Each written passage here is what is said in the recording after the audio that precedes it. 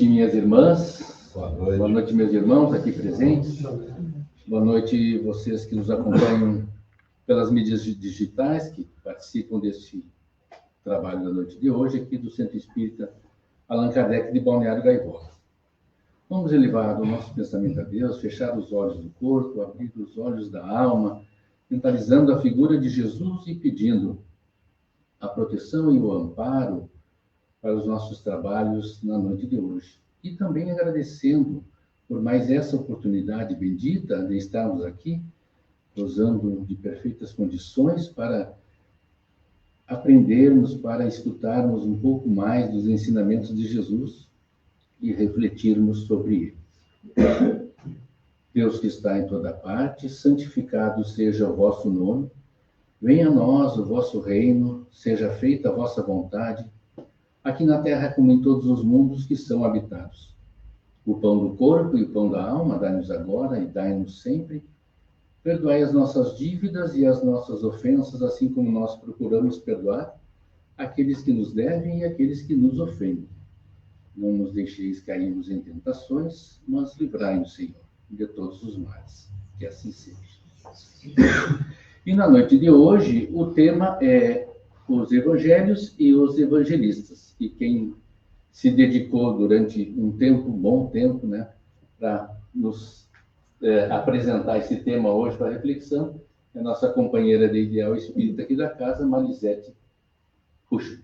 Tá certo? Tá certo. Obrigada. Obrigada a você. Boa noite aos presentes. Boa noite. Boa noite aos que nos acompanham pelas redes sociais. Que a paz do Mestre Jesus envolva todos nós. Como disse Alfredo, hoje vamos estudar um pouquinho o Evangelho e os evangelistas. Durante o início do cristianismo, as mensagens de Jesus foram levadas, foram anunciadas de forma oral. E no início das comunidades cristãs, se reuniam para ouvir os apóstolos, ouvir as testemunhas que vivenciaram com Jesus, para escutar o que haviam visto, o que haviam vivido e o que haviam escutado de Jesus. Mas isso não ficou restrito a esse grupo pequeno, tudo foi crescendo. Então, essa mensagem foi se espalhando, os grupos foram aumentando, e com o passar do tempo, houve uma grande preocupação de que as mensagens de Jesus permanecessem como haviam sido anunciadas. E por essa razão, se decidiu registrar todas esses fatos de Jesus. Então, muitas dessas lições de Jesus chegaram até os nossos dias através dos evangelhos. Foi a forma de, vamos dizer, salvaguardarem, de perpetuarem as mensagens de Jesus. E quem fez isso? Os evangelistas. São 4 evangelistas que nós temos. Temos Mateus, Marcos, Lucas e João, né?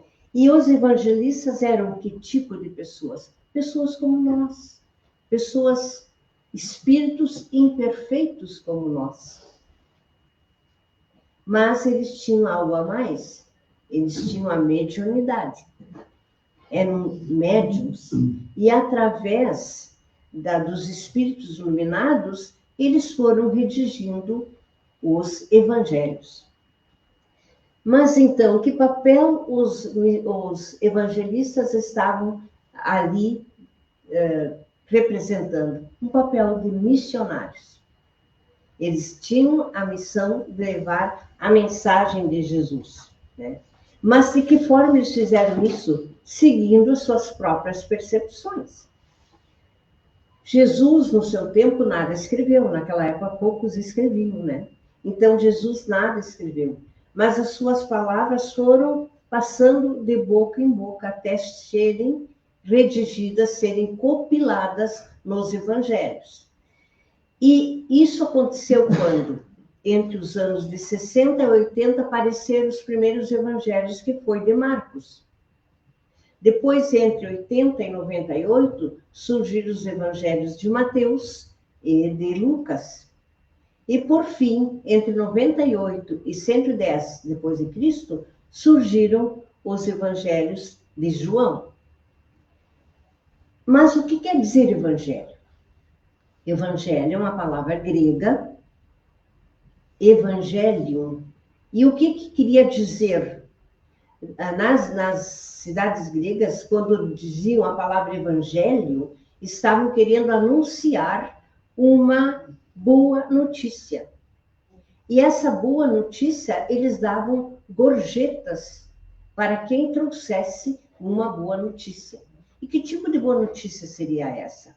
Para anunciar o fim de uma guerra, ou para anunciar o nascimento de um filho de um faraó, de um imperador, de um rei, né? E, desta forma, essa pessoa que recebia a gorjeta também tinha uma comemoração, era feita uma festa, era festivo, para que essa alegria se disseminasse entre as pessoas. Mas esses evangelhos que foram escritos lá por os 4 evangelistas, eles se perderam por quê?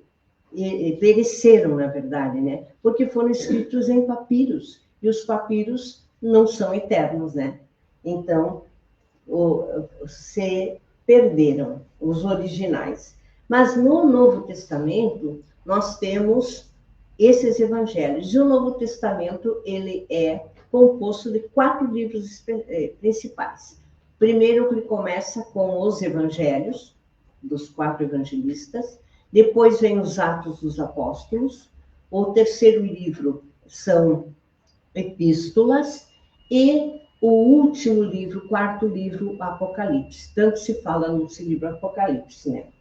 Então, o evangelho passou a ser a base fundamental do cristianismo.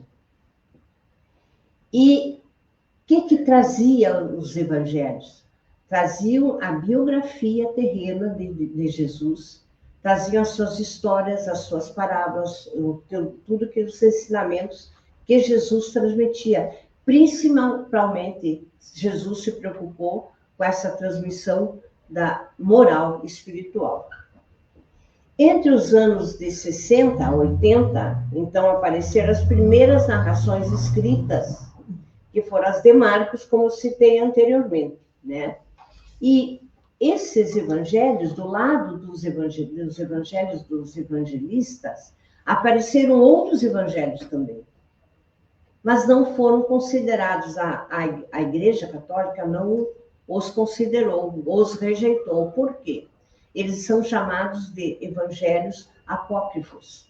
E por que eles foram rejeitados? Porque eles não conseguiam ser comprovada a veracidade daquilo ali, desses evangelhos. E Leon Denis, em Cristianismo e Espiritismo, no capítulo 1, ele explica essa rejeição e diz o seguinte: muito provavelmente porque haviam constituído num embaraço aos que nos séculos I e II imprimiram ao cristianismo uma direção que o devia afastar cada vez mais de suas formas primitivas. O que Leon Denis quis dizer? Que como tudo que vai passando, e quando se conta uma verdade para alguém, e essa pessoa vai passando, vai se alterando. Então, a preocupação foi essa justamente, de que não havia veracidade, não havia comprovação. Então, esses evangelhos apócrifos, o que quer dizer apócrifos? Quer dizer secretos, ocultos, né? Então, foram redigidos pelos mesmos discípulos que eu disse antes, de Jesus, mas a Igreja Católica não os reconheceu. Emmanuel também diz o seguinte: em Caminho da Luz, no capítulo 14, ele acrescenta o seguinte, ele diz assim: a grandeza da doutrina cristã não reside na circunstância de o evangelho ser de Mateus, Marcos, Lucas ou João. Está na beleza imortal que se irradia de suas lições divinas, atravessando idades e atraindo corações. Lindo isso, né?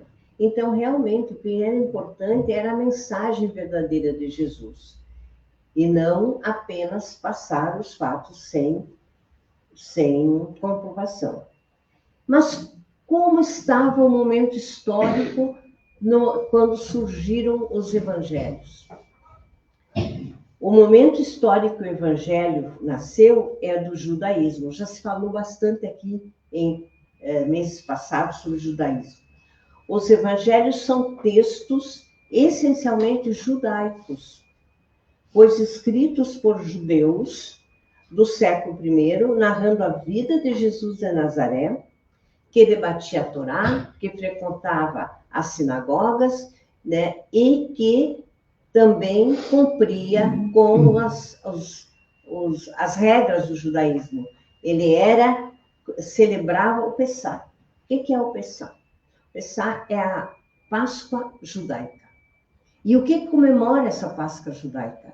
Comemora a saída, a libertação do povo hebreu, descendente de Abraão, do povo hebreu do Egito. E quem ajudou eles a se retirarem, quem os libertou? Moisés. Tem toda uma história, já se estudou aqui Moisés, então tem toda uma história aí, como que Moisés conseguiu libertar o povo hebreu, porque ele tinha essa missão. Então, portanto, o cristianismo nasceu como um movimento de renovação dentro do judaísmo. Como dissemos anteriormente, temos 4 evangelhos. Mas será que são 4 versões diferentes? Não. Os 4 versões se complementam. E todos testemunham da mesma forma. Então, bastante interessante, embora tenha tido 4 evangelistas, na verdade, os 3 primeiros, que foi Mateus, Marcos e Lucas, eles falaram mais na forma histórica. Já João foi mais ao lado espiritual. Então, vamos ver agora, com um pouco mais detalhe, cada evangelho. O evangelho segundo Marcos. Na verdade, Marcos também é chamado de João Marcos. João é um nome hebraico e Marcos é um nome latino. Marcos vivia onde? Em Jerusalém com seus pais. E foi o primeiro a escrever o Evangelho. Quando que ele iniciou a escrever? Em 70 depois de Cristo, com a destruição de Jerusalém.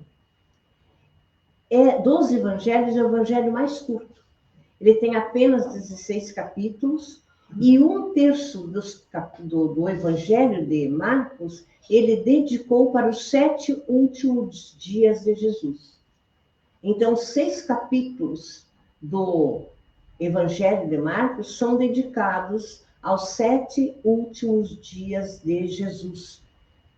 Se levanta a possibilidade de que ele tenha acompanhado toda a paixão e morte de Jesus. E para escrever esse seu evangelho, Marcos buscou 3 fontes. Primeiro, as suas próprias, que ele vivenciou. Também as lembranças das pessoas que testemunharam Jesus. E a terceira fonte dele foram documentos que circulavam junto das comunidades. A tradição diz que Marcos teria sido discípulo de Pedro também, e de quem teria ele recebido alguns esclarecimentos, porque Pedro foi um dos apóstolos de Jesus. E isso se comprova no Atos dos Apóstolos, capítulo 12, versículo 12.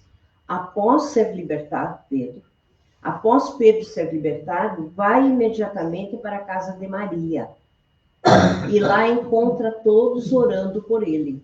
Quem era Maria? Maria era a mãe de Marcos. E Pedro tinha essa convivência muito ali, porque, por exemplo, Jesus, inclusive, foi na casa de Maria, na casa de Marcos, que foi feita a última ceia. Foi na casa de Marcos. O Jardim de Getsemane também pertencia à família de Marcos. Então, também esteve ele ali, né? E quando foi lavado os pés de Jesus, também estava ali na casa de Marcos. Então, Marcos deve também ter escrito o seu evangelho em Roma. Por quê? Porque ele abordava alguns assuntos, alguns temas de interesse dos romanos. Um deles era sobre divórcio, né? E também muitas palavras latinas que Marcos usava era a influência de Roma. Então, qual era a intenção de Marcos ao escrever o Evangelho? Ele queria mostrar que Jesus era o Messias, era aquele que estava sendo esperado, era o aguardado pelos judeus, né? E também falava bastante da condição divina de Jesus. A partir do quê? A partir dos milagres de Jesus, né? Mas, interessante, as multidões recebiam muito bem as mensagens de Jesus. Mas, como eles esperavam que o libertador dos judeus fosse um rei, fosse alguém de posses, e Jesus era humilde, era simples, e por isso eles até ficaram um pouco, Jesus recebeu um pouco de rejeição por isso. Tanto que Marcos não falou muito sobre os ensinos do mestre, para evitar que isso aumentasse, esta rejeição aumentasse. E a linguagem de Marcos é popular, é simples, mas o estilo dele é um estilo vivo, né? E ele não interessava apenas só com os judeus, ele também queria escrever para os novos, aqueles que há pouco tempo tinham se convertido, né? Então, outra coisa que os gentios não entendiam muito bem eram os preceitos judaicos. Então, Marcos tentava explicar com detalhes isso aí. Mas um ponto culminante no Evangelho de Marcos é quando Pedro confessa em Cesareia, né? É Marcos, o capítulo 8, versículos 27 a 30, né? Então, Jesus, quando estava perguntando o que os gentios falavam dele, já Marcos faz a sua confissão. Marcos diz, tu és o Cristo. Isso, então, foi registrado. Para ele, foi o tópico mais importante, essa parte aí. Então, Marcos revelou a profundidade do ministério de Jesus, destacando quem? O Cristo que sofre, que serve, que se entrega, que é humilhado, foi a maior humilhação do Filho de Deus, mostrando que a glória passa necessariamente por momentos de sofrimento. Às vezes é um consolo para nós, né? Então, esse Evangelho de Marcos serviu de base para Mateus e para Lucas. Então, vamos ver o que nos diz Mateus. Mateus escreveu o segundo Evangelho, mas ele é considerado, no Novo Testamento, ele está em primeiro lugar. Por que será? O texto do Evangelho de Mateus foi escrito na Palestina, escrito em grego e depois traduzido para o latim. Mas existem uns questionamentos que pensam que ele, na verdade, Mateus escreveu primeiro em aramaico, depois foi traduzido para o grego e depois para o latim. Mateus representa Jesus como o Messias prometido, aquele que cumpre as escrituras de Israel. E seu evangelho está muito conectado ao Antigo Testamento, coisa que Marcos não fez. Marcos não se ligou muito no passado. E, então, conectado ao Antigo Testamento, e mostra que a genealogia de Jesus, ele retorna até Abraão, Moisés e Davi, né? Então, mostrando isso aí, que começou lá. E Mateus nos ajuda a entender a continuidade entre a antiga e a nova aliança. Então, Mateus faz esse segmento do Velho Testamento para o Novo Testamento. Então, ele mostra que Jesus não rompe com a história de Israel. Porque quando Deus apareceu para Abraão e propôs que Abraão saísse em busca da terra prometida, né? Ele ali fez a ligação. Mateus fez a ligação, então, de Jesus junto com esse tempo de Abraão. Para quem Mateus escrevia? Marcos escrevia para os judeus e para os romanos. Mateus escrevia para os judeus. Ele era evangelista e apóstolo. E lembram, quem assistiu The Chosen, né? Lá, o cobrador de impostos, Mateus estava no seu trabalho e Jesus apareceu para ele e convida para segui-lo. Ele larga tudo e segue Jesus. Então, ele era um cobrador de impostos, trabalhava para Roma e era visto pelo povo judeu como um traidor, né? Um colaborador dos invasores. E seu nome era pronunciado com muito desprezo nas sinagogas da Galileia. Mateus é quem escreve o evangelho mais judaico de todo o Novo Testamento, apresentando o argumento mais completo de toda a estrutura de Jesus. É o rei de Israel. Mateus é o único, outro detalhe de Mateus. Mateus é o único evangelista que relata sobre o Sermão do Monte completo. Ele dedica o capítulo 5, 6 e 7 para registrar o Sermão do Monte na íntegra. E é lindo o Sermão do Monte, né? É lindíssimo. Vamos lá agora falar de Lucas. Lucas foi um médico grego, era culto, não conheceu Jesus. Lucas era muito culto. Tinha uma forma de escrever muito perfeita. E ele foi, então, médico grego, foi discípulo do apóstolo Paulo. Nasceu em Antioquia, na Síria, hoje é a Turquia. E nasceu, foi entre os anos de 70 a 80 depois de Cristo, que ele escreveu o terceiro evangelho. E também escreveu Atos dos Apóstolos, o segundo livro do Novo Testamento. Não, como disse anteriormente, ele não conheceu Jesus, mas registrou sobre a história de Jesus de forma cronológica. Então, ele respeitou a cronologia, coisa que também Marcos não fez, né? Então, ele falou dos passos de Jesus, da vida de Jesus, de uma forma histórica e cronológica. Utilizou como fontes o Evangelho de Marcos e informações de particulares da região. Então, ele foi pesquisando, conversando com quem já havia vivido com Jesus, conhecido Jesus, e foi fazendo seus apontamentos. Lucas mostra Jesus como Salvador do mundo.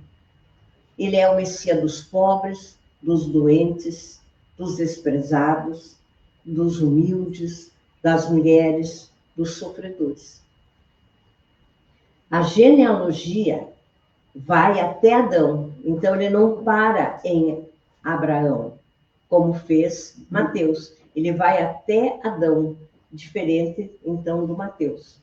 Lucas traz em seu evangelho o relato da pecadora que banhou os pés de Jesus, está no capítulo 7, versículos 36 a 50. Fala em salvar o que estava perdido, no capítulo 19, o versículo 10. Lucas narra os ensinamentos sobre a ovelha ou o dracma perdidos, lá no capítulo 15, versículos de 1 a 32, e também a parábola do filho pródigo. Fala da prece do publicano e do fariseu. Isso está no capítulo 18, versículos 9 a 14. E mostra a necessidade das esmolas. É tão importante para ele essa parte das esmolas que ele cita em 3 capítulos. Cita no capítulo 11, versículo 41, o capítulo 12, o versículo 33, e o capítulo 14, o versículo 15. Então, como nós no Espiritismo temos um dogma que diz que fora da caridade não há salvação, então Lucas, no seu evangelho, ele cita em 3 capítulos a necessidade das esmolas, né? Não só material, mas também espiritual. Outra coisa que Lucas dá a entender e fornece detalhes de ter da vida familiar de Jesus. Então, se supõe que Maria de Nazaré tenha dado essas informações para Lucas a respeito de Jesus. E agora chegamos no Evangelho de João. Entre os anos 98 a 110 depois de Cristo, João escreveu o seu Evangelho. João é o canal de Deus para nos fazer compreender a presença de Jesus, o Verbo divino. João, todo o seu Evangelho, ele se volta mais para o lado espiritual, né? O Evangelho de João é uma obra unitária, como se fosse uma história só. Ele tem o início, o prólogo, ele tem o desenvolvimento e ele tem o fim. Então, ele conecta todos os fatos como fosse uma coisa só. Mas devemos nós ficar atentos para esse conjunto e não as unidades que o compõem. É estruturado espiritualmente. O quarto evangelho, mais do que os sinóticos, o que são os sinóticos? São os 3 primeiros, os evangelhos sinóticos, que são o de Marcos, de Mateus e de Lucas, porque estavam ali tratando mais de fatos, o acontecimento propriamente dito, mais histórico. Né? O quarto evangelho quer dar a entender o sentido da vida, dos gestos e das palavras de Jesus.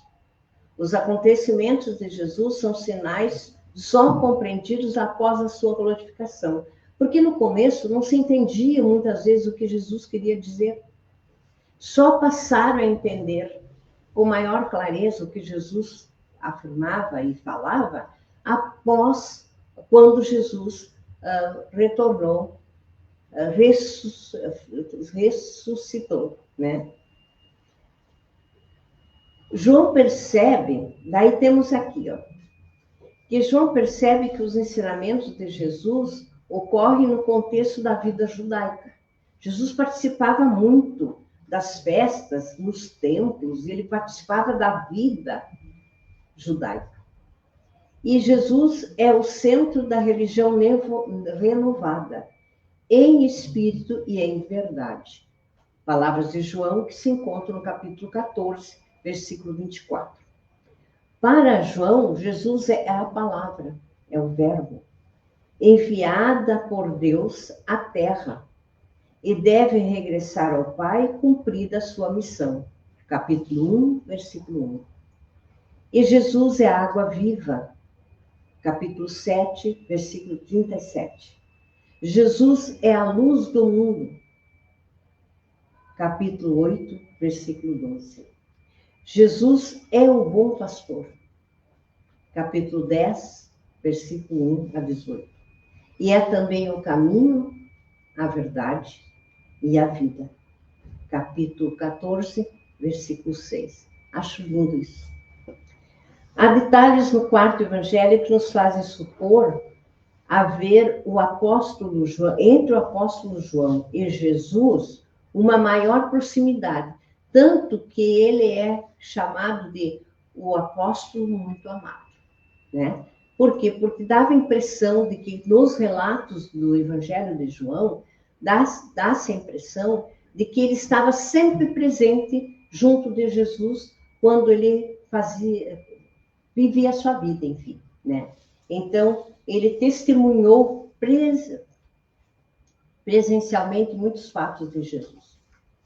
Então, a sublime visão de Jesus, João vê Jesus iluminado. Então, diz assim: a sublime visão de Jesus, vestido de luz, faria João evocar a cena ao iniciar a sua narrativa evangélica. E ele diz o seguinte: nele estava a vida, e a vida era a luz dos homens. A luz resplandecente nas trevas, e as trevas não a compreenderam. Capítulo 1, versículo 4 e 5. Nele estava a vida. O que quer dizer isso? Significa que Jesus é a origem e o sustentador de toda a vida física e espiritual. E a luz era a luz dos homens. O que podemos entender? Como interpretar isso? Sua vida revela a verdade, acabando com a ignorância, o pecado e a morte. A luz resplandece nas trevas. O que quer dizer? É a mensagem divina brilhando no mundo corrompido e pecaminoso, nos chamando, né? Nos chamando. E as trevas não a compreenderam. As forças do mal e as pessoas espiritualmente cegas não conseguiram extinguir essa luz. Nós estamos tirando essa nossa cegueira, estudando aqui a doutrina espírita. Não podemos deixar de falar sobre a promessa do advento só no Evangelho de João que isso se encontra. O advento do Consolador, a vinda do Consolador. E isso se encontra em João, capítulo 14, versículos 15 a 18, de quando disse Jesus: se me amais, guardai os meus mandamentos, e eu rogarei ao Pai, e ele vos dará outro Consolador, para que fique convosco para sempre, que é a doutrina espírita. O Espírito de verdade que o mundo não pode receber porque não o vê, nem o conhece, mas vós o conheceis, porque habita convosco e estará em vós. Não vos deixarei órfãos, voltarei para vós. Então, palavras de Jesus registradas por João no seu Evangelho, quando Jesus promete nos enviar Consolador. E esse Consolador prometido é a doutrina espírita. João, falando um pouco mais de João, fora um pouquinho do Evangelho dele, João foi o discípulo mais longevo e o único que morreu de causas naturais. Todos os demais foram mártires, passaram por sofrimento. E ele morreu onde? Em Éfeso, onde ele morava, né?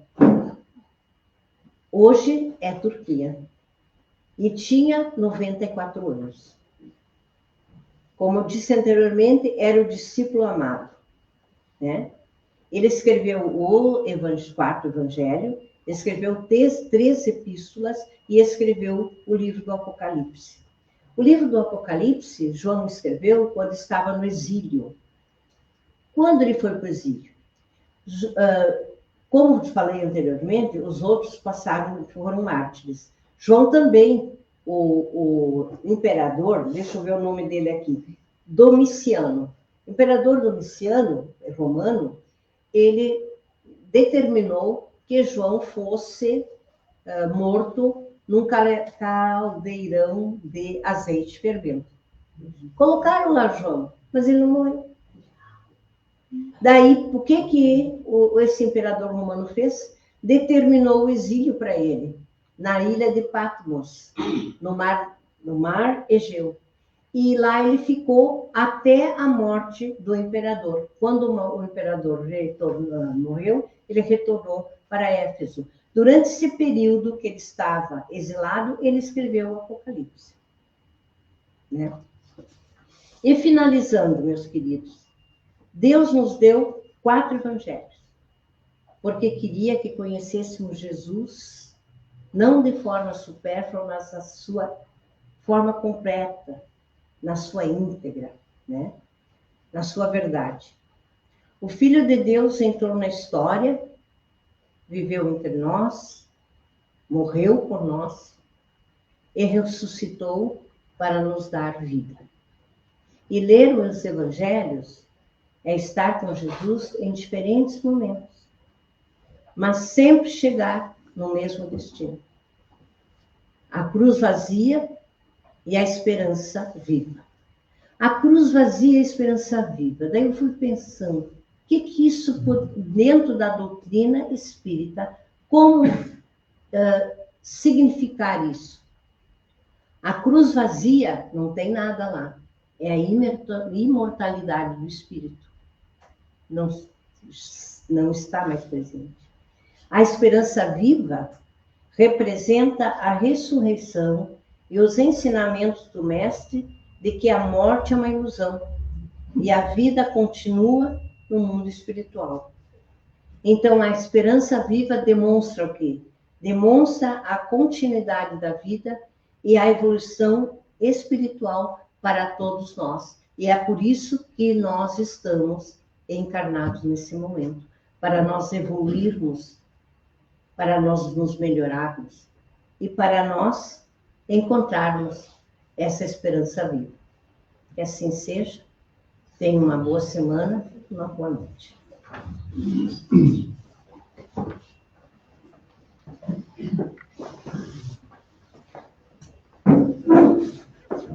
Muito obrigado, Marisete, por nos oportunizar, revisitar e aprender um pouco mais dos ensinamentos de Jesus, né, para ajudar nas nossas reflexões no nosso dia a dia. Agora nós vamos encerrar os trabalhos da noite de hoje, fazendo a nossa oração final. Durante a nossa oração vai ser realizado o passe coletivo, onde a espiritualidade vai distribuir as energias que cada um de nós necessita e carece. E também as águas serão fluidificadas durante a nossa oração final. Então, vamos fechar os nossos olhos e elevar nosso pensamento a Deus e a Jesus, agradecendo mais uma vez a oportunidade que tivemos de conhecer um pouco mais dos ensinamentos de Jesus e nos propor a, diariamente, fazer o esforço possível de colocar esses ensinamentos que nós estudamos na noite de hoje em prática. Permita também, Senhor, com que todos nós possamos, ao sair daqui, levar as energias benfazejas, as energias de amor, as energias fortificantes, distribuídas pela espiritualidade amiga. Deus que está em toda parte, santificado seja o vosso nome, venha a nós o vosso reino, seja feita a vossa vontade aqui na terra como em todos os mundos que são habitados. O pão do corpo e o pão da alma dai-nos agora e dai-nos sempre. Perdoai as nossas dívidas e as nossas ofensas, assim como nós procuramos perdoar aqueles que nos devem e aqueles que nos ofendem. Não nos deixeis cairmos em tentações, mas livrai-nos, Senhor, de todos os males. Que assim seja. E assim encerramos mais um trabalho da noite. Agradecemos a presença de todas e de todos e convidamos para o próximo sábado mais uma explanação do estudo da doutrina. E amanhã também nós temos o nosso evangelho, que é híbrido, tanto nas redes sociais quanto presencialmente, também às 19 horas. Tenhamos todos uma boa noite, fiquemos em paz, na doce paz do Mestre Jesus e Maria. Boa noite.